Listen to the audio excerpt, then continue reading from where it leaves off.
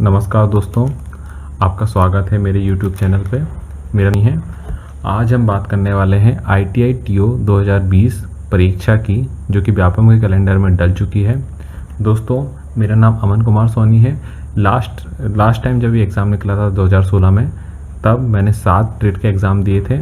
मैं mechanical stream से हूँ, तो 7 ट्रेड के एग्ज़ाम दिए थे, जिसमें मुझे 2 ट्रेड में सफलता प्राप्त हुई थी और प्रेजेंट में मैं इस जॉब को कर रहा हूँ। दोस्तों, मैं अपना एक्सपीरियंस आपके साथ शेयर करना चाहूँगा। तो मैं आपको बताऊँगा कि आपको कैसे तैयारी करनी चाहिए ताकि आप इस एग्ज़ाम को अच्छे नंबरों से क्लियर कर पाएँ, ठीक है, और आपका सिलेक्शन हो। तो शुरुआत करते हैं दोस्तों। तो सबसे पहले बात करते हैं दोस्तों सिलेबस की। तो आपको एक बात बता दूं दोस्तों, ये इस परीक्षा में पिछले 12 साल में 2 बार सिलेबस चेंज हो चुका है। सबसे पहले यह एग्ज़ाम 2016 की बात करें तो 2016 में इस एग्ज़ाम में 100 क्वेश्चन आए थे, जिसमें 75 क्वेश्चन टेक्निकल के थे और 25 क्वेश्चन सामान्य अध्ययन, गणित, रीजनिंग, कंप्यूटर सामान्य ज्ञान आदि से आए हुए थे। इसके पहले ये एग्ज़ाम 2013 में हुआ था और 12 में भी हुआ था। उस दौरान इसमें सामान्य अध्ययन 25%, गणित 25%, सामान्य विज्ञान 25% और कंप्यूटर 25% आया था। मतलब सभी सेक्शन के 25-25 क्वेश्चन थे। इसके पहले भी एग्ज़ाम 2009 में हो चुका है दोस्तों। तो मैं ये कहना चाहता हूँ दोस्तों कि आप ये नहीं अंदाज़ लगा सकते कि सिलेबस किस प्रकार होगा। तो आपको हर सिलेबस के लिए तैयार होना चाहिए। मतलब आपको गणित भी आनी चाहिए और टेक्निकल भी आना चाहिए, सामान्य अध्ययन भी आना चाहिए और सारी तैयारी आपको करके रखना है, क्योंकि आप नहीं जानते कि सिलेबस में क्या चेंजेस होगा।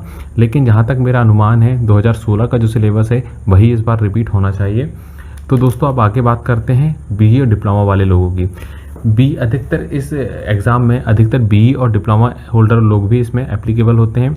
और BE और डिप्लोमा होल्डर लोगों के लिए एक फ़ायदा यह है कि इस एग्ज़ाम में वो ज़्यादा ट्रेड के लिए एप्लीकेबल हो सकते हैं। जैसे मैकेनिकल स्ट्रीम वाला कोई लड़का है तो वह फिटर में भी कर सकता है, मोटर मैकेनिक में भी अप्लाई कर सकता है, डीजल मैकेनिक में भी अप्लाई कर सकता है और बहुत सारी ट्रेडों में अप्लाई कर सकता है। तो डिप्लोमा वाले और BE वाले बच्चों के लिए मेरी खास एक सलाह है कि आपको अपना बेसिक मजबूत बनाना है।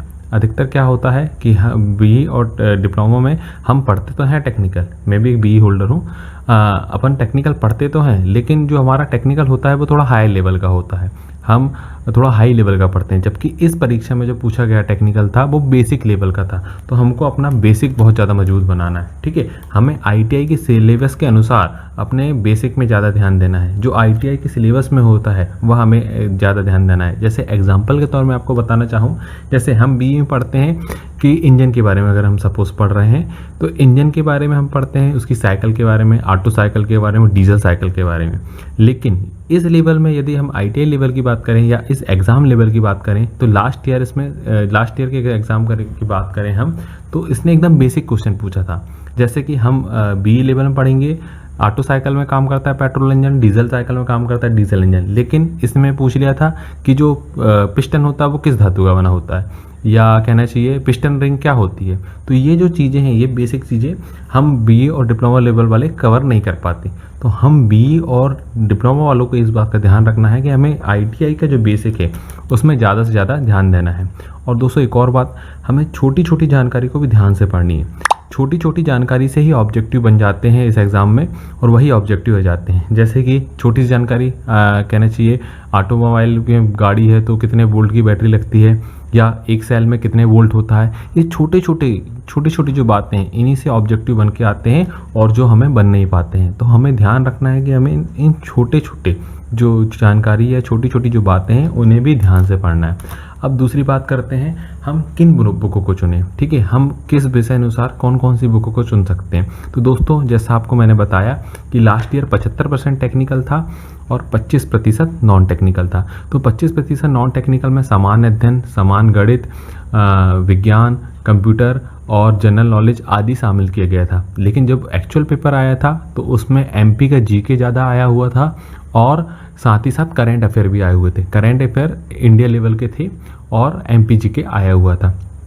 तो दोस्तों मैं ये कहूँगा कि नॉन टेक्निकल का जो पोर्शन है वो तो आपकी लंबी समय की तैयारी पे डिपेंड करता है कि आप किस प्रकार से करेंट अफेयर पढ़ते हुए आए हैं या आपका सामान्य ज्ञान किस प्रकार का है। तो खैर इसका वेटेज 25% है, तो हमको कोशिश करना है कि हम इसमें कम से कम 15 या 16 नंबर से तो ज़्यादा लाएँ, तभी तो हमारा जो टेक्निकल है वो वैलिड हो पाएगा। और अब मेन बात करते हैं हमारे टेक्निकल की। तो दोस्तों टेक्निकल की जो बात है, टेक्निकल में 75% टेक्निकल को दिया गया था, तो हम कोशिश करेंगे हम 75 में से कम 60 से ज़्यादा नंबर ला पाएँ, तो हमारा स्कोर कार्ड टोटल 80 के ऊपर जा पाए, ताकि हम सिलेक्शन ले पाएँ। ठीक है, तो यदि हम बात करें मैकेनिकल स्ट्रीम के व्यवसाय में, तो मैकेनिकल स्ट्रीम के बच्चों के साथ खास बात यह है कि मैकेनिकल स्ट्रीम के जो बच्चे होते हैं वो फिटर में भी एप्लीकेबल होते हैं, टर्नर में भी होते हैं, मोटर में भी होते हैं और वेल्डर में भी होते हैं। ठीक है, तो मतलब बहुत सारी स्ट्रीम में होते हैं। तो एक अपन को खास बात ये मिलती है कि इन लगभग सभी ट्रेडों का जो प्रथम सेमेस्टर का जो सिलेबस होता है वो सबका कॉमन होता है। तो हमें कुछ टॉपिक जो हम पढ़ चुके हैं वो हमारे हर ट्रेड में काम आएंगे। ठीक है, तो अब हम बात करेंगे कि हमें कौन सी टेक्निकल हेतु कौन सी बुक सही रहेगी। ठीक है, अगर हम तैयारी कर रहे हैं तो हमें कौन सी बुक सही रहेगी और हमें कौन सी बुक से पढ़ना चाहिए। तो बात करते हैं पहले डीजल मैकेनिक और मोटर मैकेनिक या ऑटोमोबाइल से संबंधित ट्रेड हेतु। तो दोस्तों सीपी नाकरा की एक बेसिक ऑटोमोबाइल की बुक आती है। ठीक है, सीपी नाकरा बेसिक ऑटोमोबाइल की बुक आपको मिल जाएगी। ये ITI लेवल में यूज़ होने वाली बुक है। सिलेबस अच्छा कवर किया हुआ है और बहुत ही ज़्यादा बेसिक जानकारी दी हुई है। साथ ही साथ इसमें एक और बात दी हुई है कि इसमें हर चीज़ की यूनिट भी दी हुई है और हमें ये दिया हुआ है कि कितना, जैसे अगर नॉर्मली आपको पूछेगा कि जब कंबसन होने वाला रहता है तब कितना टेम्परेचर होता है, कितना प्रेशर होता है, क्लियरेंस कितना होता है रिंग में, और बहुत सारी छोटी छोटी ऑटोमोबाइल की जो ट्रेड है उनसे संबंधित में इसमें अच्छी जानकारी दी गई है। साथ ही इसके royal publication, Arihant publication, RP, NK, Asian publication आदि की किताबें भी मौजूद हैं जो कि आप पढ़ सकते हैं। रॉयल पब्लिकेशन, अरिहंत पब्लिकेशन, सारी किताबों में अच्छी जानकारी दी हुई है। ठीक है, हाँ, और यदि आप BE लेवल या डिप्लोमा लेवल हैं तो आप कृपाल सिंह की जो ऑटोमोबाइल आती है, और यदि आप इंग्लिश मीडियम से हैं तो आप कृपाल सिंह की ऑटोमोबाइल का वॉल्यूम 1 और वॉल्यूम 2 बहुत अच्छे से पढ़ लें। ये दोस्तों आपको वॉल्यूम 1 और वॉल्यूम 2 पूरा ही पढ़ना है। ये आपको डीजल और मोटर मैकेनिक हेतु आपकी जो बेसिक है उसको बहुत ज़्यादा स्ट्रॉन्ग करेगा। और आपको ध्यान रखना है कि आपको छोटी से छोटी चीज़ों को पढ़ना है। मतलब आपको ये नहीं है कि हमें केवल ऑब्जेक्टिव जो पीछे वो पढ़ लिए, नहीं, हमें एक एक लाइन, एक एक पैराग्राफ अच्छे से पढ़ना है और हमें देखते जाना है कि कहाँ से क्वेश्चन बन सकता है। ठीक है, यदि आप इंजन के बारे में पढ़ रहे हैं तो आपको उसके सिलेंडर हेड किस धातु का बना होता है, वाल्व किस धातु के बने होते हैं, टेपिट क्लियरेंस कितना होता है, कितना गैप होता है वाल्व में, वाल्व का गैप बढ़ जाए तो क्या होता है, इन सब छोटी छोटी बातों को ध्यान से पढ़ना है, ध्यान से इन्हें नोटिस करना है, क्योंकि इन्हीं से ऑब्जेक्टिव बनते हैं और अधिकतर ऑब्जेक्टिव छूट जाते हैं। अब बात करते हैं यदि आप फिटर, टर्नर, मशीनिस्ट और वेल्डर हेतु तैयारी कर रहे हैं तो इसके लिए भी आपको royal publication, Arihant publication, RP, NK publication आदि की किताबें आपके पास मौजूद हैं। ये सारी किताबें ITI में यूज़ होती हैं और इन्हें आपको बहुत अच्छे से पढ़ना है और बहुत ध्यान से पढ़ना है। ठीक है, और यदि आप इंजीनियरिंग फील्ड से हैं तो आपको प्रोडक्शन इंजीनियरिंग की जो आपकी किताबें होंगी उन्हें बहुत ध्यान से और बहुत बेसिक पढ़ना है। हमें बहुत ज़्यादा कैलकुलेशन में नहीं जाना है, बहुत ज़्यादा हाई लेवल के कैलकुलेशन में नहीं जाना है, हमें बेसिक पढ़ना है। हमें धातु के बारे में पढ़ना है, हमें फाइल किस मटेरियल की बनी होती है, वर्नियर कैलिपर किस धातु का बना होता है, इन सब छोटी छोटी बातों को ध्यानपूर्वक पढ़ना है। यदि आप इलेक्ट्रिकल संबंधी ट्रेड से हैं तो आप एशियन की किताबें पढ़ सकते हैं। Royal publication, Arihant publication, RP, NK इनकी किताबें भी ITI में मौजूद हैं। आप अपनी सुविधा अनुसार अच्छे से पढ़ सकते हैं। खासकर एशियन की किताबों में अच्छा से दिया हुआ है, रॉयल पब्लिकेशन, अरिहंत पब्लिकेशन में भी अच्छा दिया हुआ है। आप ये सारी ITI लेवल की किताबें हैं, या तो आप इन्हें परचेस कर लें या आपका कोई परिचित का यदि ITI में कोई स्टूडेंट हो आपका पहचान का तो आप उससे लेके पढ़ लें। लेकिन ये जो आपको टेक्निकल है ये आपको ITI लेवल का बहुत ज़्यादा मजबूत बना कर रखना है। ITI लेवल का ही टेक्निकल आपसे पूछा जाता है 75% में, लेकिन हमें केवल ITI लेवल का भी नहीं पढ़ना है, क्योंकि हम BE या डिप्लोमा वाले हैं या हम ITI स्टूडेंट भी हैं तो भी हम उस ट्रेड के बारे में बेसिक तो इनसे पढ़ेंगे, साथ ही साथ हमें हायर लेवल का थोड़ी भी जानकारी पढ़ना है। जैसे कि बात करें अभी तो जैसे कि आपसे कुछ लेटेस्ट जानकारी भी पूछ सकता है। जैसे कि अगर आप ऑटोमोबाइल ट्रेड से हैं तो आपसे ये पूछ सकता है कि BS6 स्टैंडर्ड में क्या परिवर्तन हुए, BS4 स्टैंडर्ड में क्या परिवर्तन थे। तो आपको ये नई लेटेस्ट जानकारी भी पढ़कर रखना है, क्योंकि क्वेश्चन कुछ भी पूछा जा सकता है। तो आपको बेसिक में ज़्यादा ध्यान देना है और बेसिक को ही मजबूत बनाना है और साथ में आपको अभी का भी पढ़ते जाना है। तो सबसे पहले हमें बेसिक ही कंप्लीट करना होगा।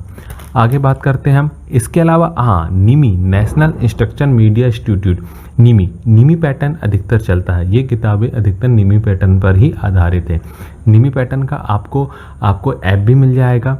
आप प्ले स्टोर में जाके निमी का आप क्वेश्चन पेपर सॉल्व कर सकते हैं। निमी एक्चुअली एक इंस्टीट्यूट है जो कि पैटर्न तैयार करता है। जो एग्ज़ाम है उसमें सिलेबस क्या होगा ये वगैरह ये डिसाइड करता है आईटीआई हेतु। और जो ये एग्ज़ाम है एक्चुअली आईटीआई लेवल का था 2016 में, तो 2016 में आईटीआई लेवल का ही पूछा गया था। तो पूरा की पूरा डीजीईटी का जो सिलेबस था वही एग्ज़ाम में आपको दे दिया गया था। तो आपको निमी जो पैटर्न है उसमें आपको ध्यान देना है, ठीक है। निमी की कुछ बुकें भी आती हैं जो कि आप कहीं आपको मिल सकती हैं। आप नेट से उन्हें डाउनलोड कर सकते हैं या नेट के द्वारा आपको कहीं से प्राप्त कर सकते हैं। आप निमी की किताबें पढ़ें। अब बात करते हैं आगे कि हमें आगे कैसी स्ट्रेटजी बनाना है, ठीक है। तो इसके लिए मेरे लगातार आपके वीडियो आते रहेंगे दोस्तों, आपको उन्हें देखना है और आप उन्हें समझिए, ठीक है दोस्तों। तो आने वाले वीडियो में आपको ट्रेड और विषय के अनुसार बेसिक से महत्वपूर्ण टॉपिक बताना शुरू करूंगा और साथ ही आपको हर ट्रेड के बारे में पढ़ाना शुरू करूंगा।